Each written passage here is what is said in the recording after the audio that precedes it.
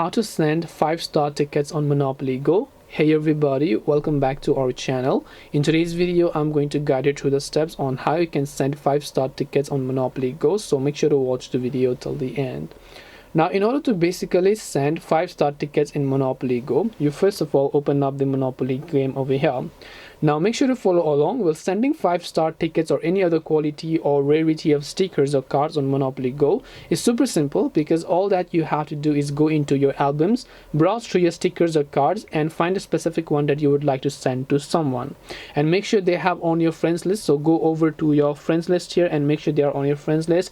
And invite them if they aren't there. Connect with them. As long as they're able to be added by you, you will be able to send them any stickers. So once you are done adding them to your friends list, like I said, go into your album inside and then browse through all of your stickers or cards until you find the one that you want to send. You will notice that you do not have any festa cards, it's as for me, or stickers. So I'm just going to demonstrate this process with a certain card, rarity card, but like I said, this is going to work regardless of the rarity, so just reproduce what you have over there.